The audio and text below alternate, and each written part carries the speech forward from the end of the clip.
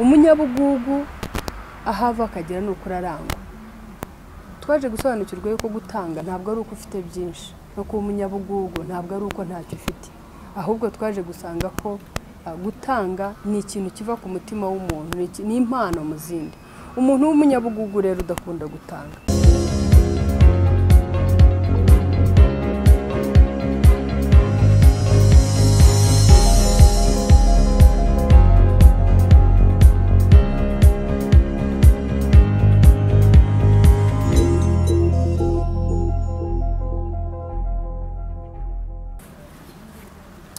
Turabasuje mwese bakunzi ba Team TV, Yesu ashimwe, muraho muri amahoro. Dushimye Imana rero yadushoboje none umunsi kuboneka imbere y'amaso yanyu. Ubuntu bugeretseho ubundi njya mpora mbibabwira, nta na rimwe njya afata ko ariko byagomba kumera, ahubwo mbona ari ubuntu bugeretse ku bundi. Uyu munsi rero none n'undi munsi Imana yashimye yuko twongera kuboneka imbere y'amaso yanyu. Rero iyo Mana ni Imana yo gushimwa uko buje uko bukeye, ni Imana iyo tujya tubonaho tuboneraho umugisha kandi tuboneraho amashimwe, twumva twuzuye amashimwe mu mitima yacu kubera ibyo dukorera uko buje uko bukeye. Rero uyu munsi wa none turavuga ngo Imana ishimwe ko twongera kugaruka amahoro, Imana ishimwe kuri amahoro, wowe mushiti wacu, wowe muvandimwe wacu, wowe udushyigikira uko bwije uko bukeye, Imana yo mu ijuru kwishimire. Reka rero dutangire none dusenga, dushimira iyo Mana iba yadushoboje. Data mu izina rya Yesu Kristo tuguhaye icyubahiro, tunejejwe cyane n'urukundo rwa rutarondoreka, tunejejwe cyane n'uburinzi bwawe. Uri Imana yacu twitaho uko bwije uko bukeye, ni wowe watuzanye ku munsi wa none, ku bwacu ntabwo byari gushoboka, ariko ku bwawe byose biba byashobotse, bahabwa icyubahiro. Tugushimiye twebwe bazima, tugushimiye abarwayi yuko Mwami w'abami bararwaye ariko ntibemeye ko bapfa.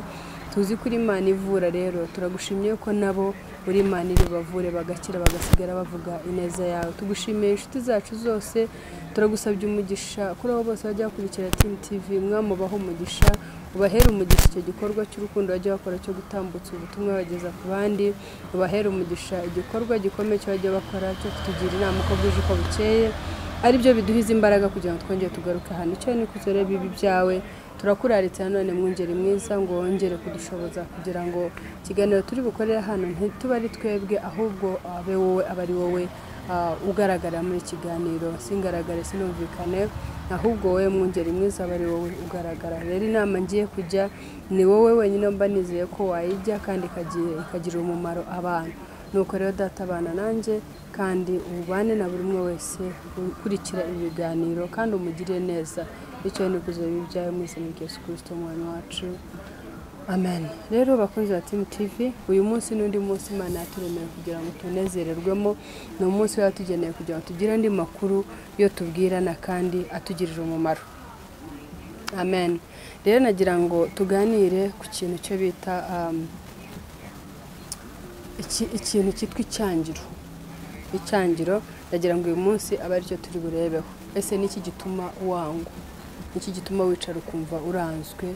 Niki gituma ushaka kwicara mu bavandimwe bawe ukumva uranzwe? Niki gituma mu nshuti zawe wisanga ukumva uranzwe? Niki gituma ushobora muri society niki gitumye wangwa? Nibyo nshaka kugira ngo turebeho. Ndashaka ko turi burebe ku bintu bikeya bigaragaza yuko umuntu yanzwe. Ese biterwa nuko ufite icyo cyangiro koko? Ese biterwa nuko abakwanga hari ishyari bakugiriye kubera ibyo barimo, byo babona ugeze uriwe aho ugeze, ibyo ukora? Tugiye kureba turebe ngo biterwa n'iki. Rero nagira ngo icyambere natekereje nasanze ari ukutagira ibanga.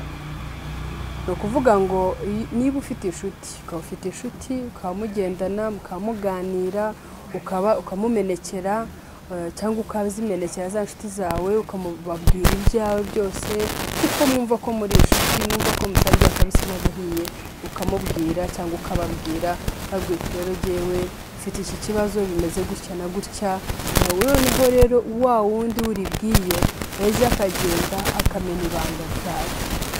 Wibuke ko wamubwiye ufite icyizere, wibuke ko wamubwiye wumva ari uburyo bwo kuruhuka, wibuke ko wamubwiye wumva ukeneye kuruhuka, wumva ukeneye cyakuruhura, hari umuzigo wari wikoreye wumva hari ukeneye kugufasha kuwikorera. ariko uragenda uramubwira noneho umaze kumubwira ibanga ryamubwiye akakuri ku mutima ko babaje ejo mu gitondo ukazasanga uwo muntu wabwiye ibanga yaragiye ararimena wowe muntu rero muvandimwe iyo utinyutse ukamena ibanga ryo bakubikije nta kindi ubutaye uretse urwango wa muntu wameneye ibanga mu by'ukuri ndavuga uwo wavuyemo uwo wavuze ibye simpamye ko ejo yakomeza akagukunda byanga bikunda arababara akababazwa nuko wagiye ukamena ibanga ukamena ibanga wabivuze wavuze ibyo yakubwiye ati buriya jye naraye kuri street buriya jye nabaye mayibobo buriya jye ahantu Imana inkuye ni kure cyane noneho warangiza urumva umuntu kuba ataragize izo mbaraga zigenda ngo agenda ajye mu rusengero cyangwa ajye kuri YouTube channel nkuko abivugireho akaza akabikubwira wenyine ku ruhande ukarengeje ukabivuga ni ukuri nta kindi ubutaye uretse yuko wa muntu ari bukwange mbona rero icyo ari ikintu cya mbere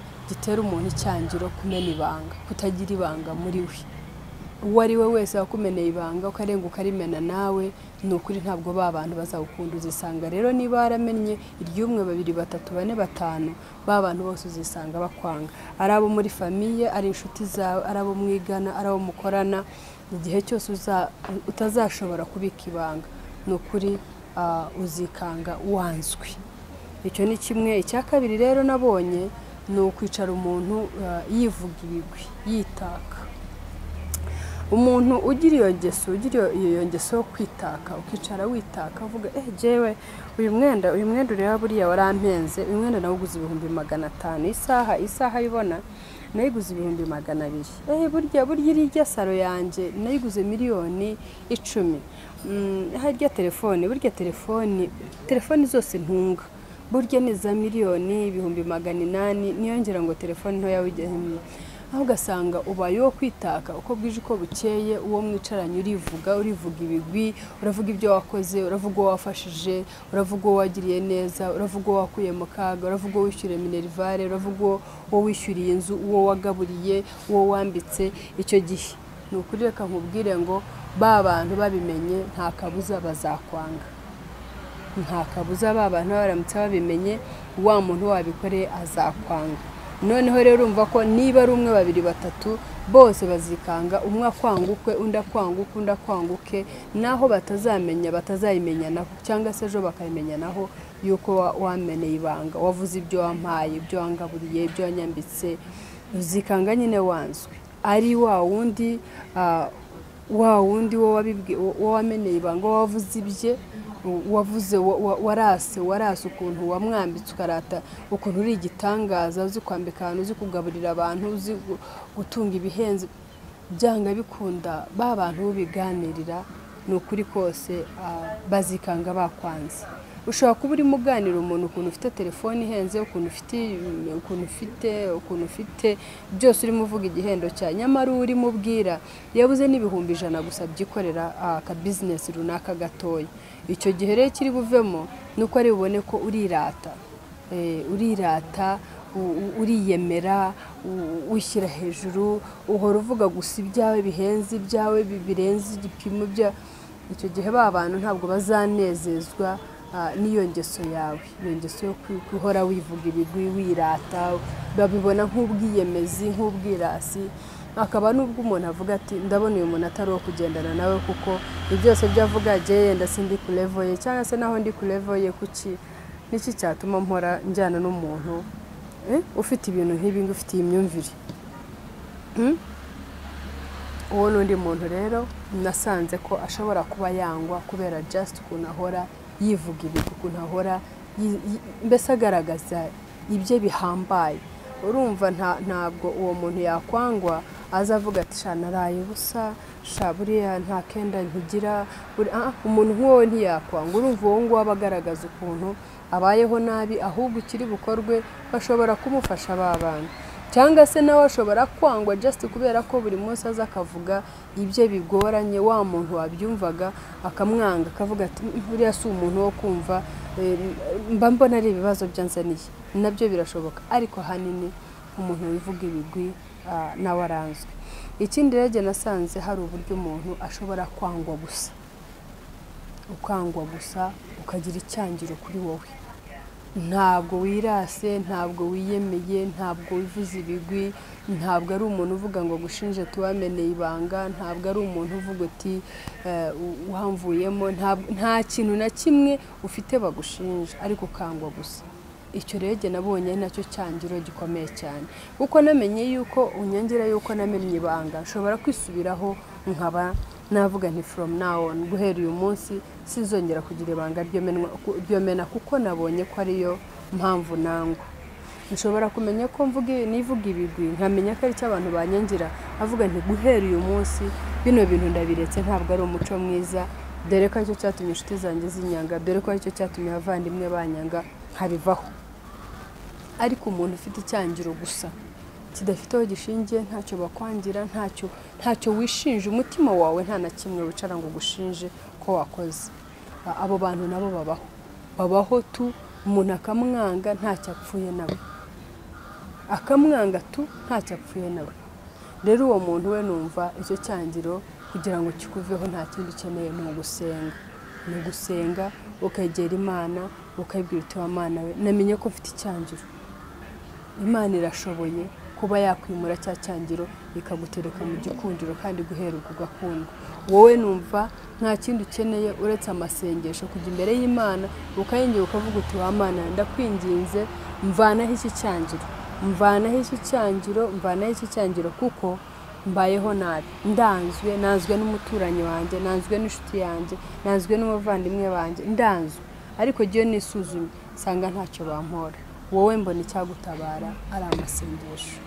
Uwo rero nawe icyo ni iyindi ngingo nabonye igibaho, umuntu akangwa gusa nta kintu azira. Ikindi nabonye rero gituma umuntu yangwa, nabonye ari ukuba umunyakuri. Isi yo turimo ya none nasanze nta kuri kukirimo, abanyakuri barahari, ibihumbi 7 bitarapfukamira Bayali birahari, abanyakuri nabo barahari, ariko nasanze iyi si ukuntu iteye kuri ubu nta kuri kugikenewe. Umuntu rero none ufite ukuri muri we ukunda kukuvuga, nsanze nawe yangwa, nawe nabonye yangwa, kubera ko wicaye umuntu yakubaza ati ibi nibi byagenze bite, ukerura ukavuga ukuri, cyangwa se ukaza ukanamubwira uti rero ukabwira mugenzi wawe uti ariko nyiraruna ibintu by'ukora giye ko mbona koko bidahwitse, waretse ibi bintu ko mbona bino bintu bimeze gutya bitameze neza, please waretse bino bintu koko wabyihoreye. Wa muntu ugasanga aho kugira ngo yakire ko wamugiriye neza, wamubwiye ukuri, umwereka ingeso ze, ugira icyo umufasha, aho kugira ngo akigukundire ahubwo akakikwangira kuko wamubwiye ukuri. Ukuri kuranzwe, hari ukuntu ukuri kudahawe intebe yako ngo kwicareho, hari ukuntu ukuri kujya gutuma umuntu yangwa, ukangirwa ukuri gusa kubera ko wavuze ukuri abantu bakakwanga. Njye numva hari imigani myinshi ari mu Cyongereza, mu Kinyarwanda, ari mu Gifaransa, ivuga yuko ukuri kose udakwiye kukuvuga, atari kwiza kukuvuga. Wa muntu rero ufite ukuri muri we adashaka kubeshya, ugasanga nawe bibaye ikibazo, barakimwangira. Ese we ntabyo uzi, nturumvaho cyangwa we ntacyo wiyiziho, kuba uri umunyakuri, bene nyoko bakakwangira kuvuga ukuri, bene abaturanyi bakakwangira kuvuga ukuri, inshuti zawe ugasanga hari ubwo uzize just kuvuga ukuri, nta n'irindi kosa ry'umutima wawe wumva ugushinja. Urumva ntaho birakubaho cyangwa ntawe uzi ibyabayeho, ariko jyewe namaze kumubona kwangwa just akangwa kubera ko ni umunyakuri uri hagati y'abanyabinyoma, akangwa rero akangirwa icyo, uko bo babeshejweho no kuvuga ibinyoma. Uri hehe? Ndi Remera, kandi mu by'ukuri ari mu mujyi. Yakumva muri kumwe mufitanye gahunda n'umuntu runaka, babaza ati muri hehe, uti ndi mu mujyi, kandi we yashaka kumbwira ko ari Remera. Akumva urahemutse, umuvuyemo, uvuze ukuri, kandi wa muntu bigiye gutuma yenda hindura gahunda. Ariko uyu akavuga ati jewe aho kugira ngo mbeshye, kugira ngo bishoboke yuko ya gahunda idahinduka, nubwo navuga ukuri gahunda yahinduka igahinduka, ariko mu by'ukuri jewe ndifuza yuko navuga ukuri. Ugasanga rero bibaye ngombwa ko wa muntu yanzwe kubera ko aravuga ukuri, ari hagati y'abanyabinyoma. Ibyo nabyo ndabibonye ko umuntu yangirwa ukuri. Indi ngingo nabonye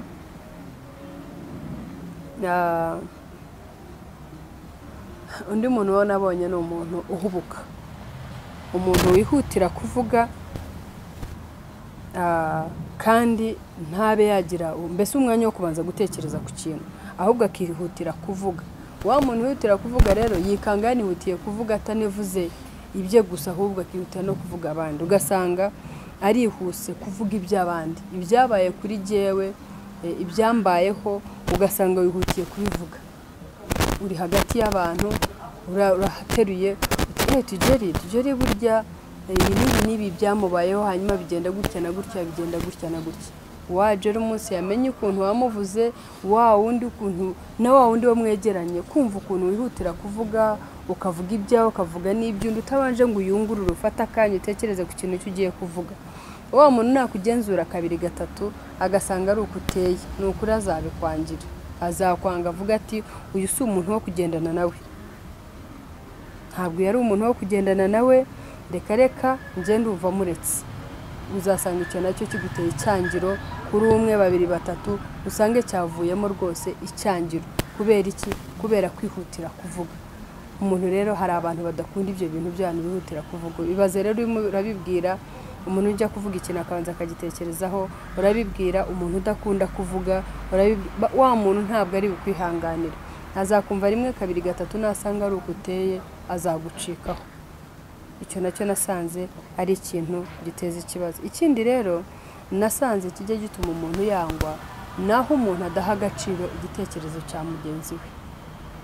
Igihe cyose uri mu nama, igihe cyose uganira n'umuntu, igihe cyose uganira n'abantu, igihe cyose bibaye ngombwa ko utanga igitekerezo, ugatega amatwi, ukagira umwanya wo ukavuga, abantu bakagutega amatwi cyangwa umuntu akagutega amatwi, akakumva agahana agaciro igitekerezo cyawe. Ariko we yaterura kuvuga igitekerezo cyo ukagitesha agaciro, ntibibe kuri umwe, ntibibe kuri babiri batatu bane, bakazasanga ariko kuteye, ni ukuri icyo kintu uzacyangirwa. Uwo muntu aragenda akangwa kubera ko nta kintu kizima bamubonyeho, afite uwo mwuka wo kwishyira hejuru, kumva ko ibitekerezo bye bifite umumaro, kumva ko ibyo avuga ari byo bifite injyana, ariko mugenzi w'icyo avuga nta njyana yabyo. Icyo gihe nkubwije ukuri ngo uzangwa, nta kabuza uzangwa. Uzahera kuri uyu umwe babiri batatu wisange bakwanze, kubera kuko uha agaciro ibitekerezo byawe, uha umwanya kuvuga ibyawe, ariko nta mwanya ujya uha, nta n'ugutwi ujya utanga ku muntu utanga igitekerezo cye. Niyo ugize amahirwe ugatega amatwi, ariko ntabwo ugiha agaciro, icyo gihe ni ukuri uzangwa, nta kabuza. Ikindi cyo nabonye gice gituma ndihuta, ntabwo nshaka kubatindira, kuko ibintu byo mbavuga ni ibintu byo twese tuzi hanze, ariko tuba dukugurana.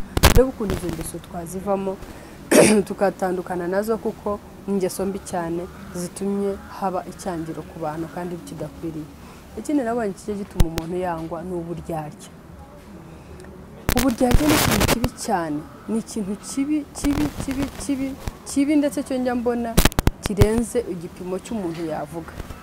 Umuntu wese w'indyarya arabanza agakundwa, akavugwa, agashimagizwa, akaboneka ko ari umuntu w'igitangaza, kubera ko araza akakuryarya, akakubwira ibya mirenge, akakutunganya, ukajya ku murongo ukavuga uti yes, uyu ni wo muntu. Ariko reka nkubwize ukuri inshuti yanjye, wowe ufite icyo kibazo cy'uburyarya, umunsi wavumbuwe uzangwa. Wowe waryarya uzamuryarya rimwe bwa kabiri, azakwanga. N'abavandimwe, ni inshuti, nabo mwiganye, nabo mukorana, uwo ari we wese, igihe cyose cyazavumbara yuko wamuryaryaga ibyo wamubwiraga atari ukuri, azakwanga. Ndagira ngo dusoreze kuri iki gitekerezo rero, kuri iyi ngingo ya nyuma y'umuntu ufite ubugugu. Umunyabugugu ahava akagera n'ukuri arangwa. Twaje gusobanukirwa yuko gutanga ntabwo ari uko ufite byinshi, no kuba umunyabugugu ntabwo ari uko ntacyo ufite, ahubwo twaje gusanga ko gutanga ni ikintu kiva ku mutima w'umuntu, ni impano mu zindi. Umuntu w'umunyabugugu rero udakunda gutanga, urafite birazwi ko ufite. Umwana aje gusaba minerivare urayimwimya kandi uyifite, ushonjeje kugusaba kantu kamuramira urakamwimya kandi ugafite. Ufite ikibazo runaka arakuganye ntukimukemure kandi ubishoboye. Reka nkubwire, burya abantu baba bakuzi, ntabwo baba bakuyobera.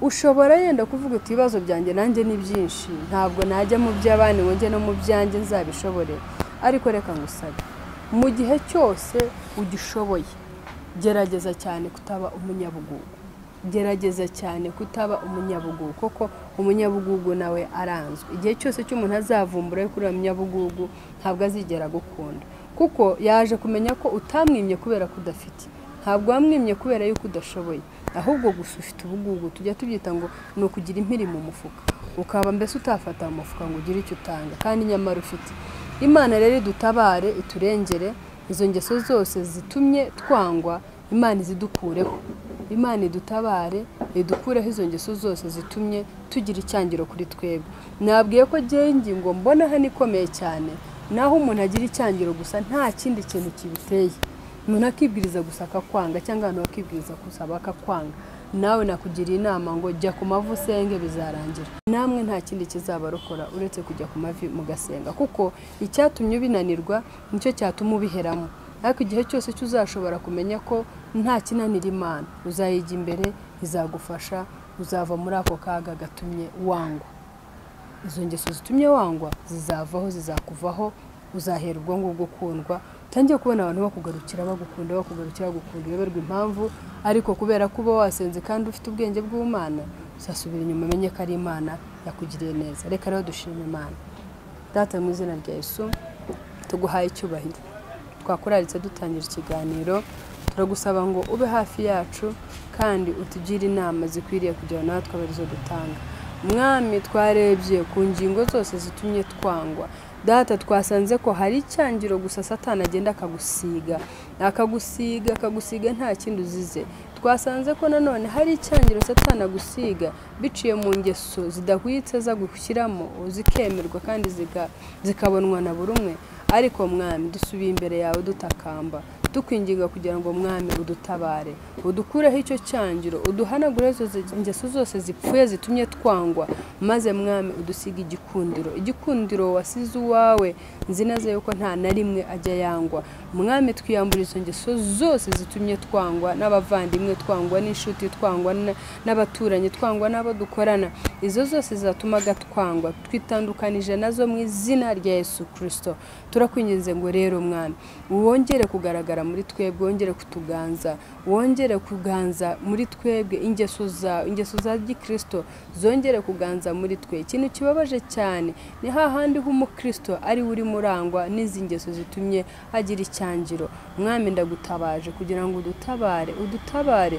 udukureho ibyo byose bitumye turangwa n'icyangiro izina rya rero rishyirwe hejuru ko mugisha buri umwe wese udukurikira ko mugisha buri umwe wese uduha igitekerezo ko mugisha buri umwe wese ukora subscribe ko mugisha buri umwe wese ubana natwe uko bwije uko bukeye icyubahiro n'ikuzo bibyawe none n'iteka ryose amen. Santos.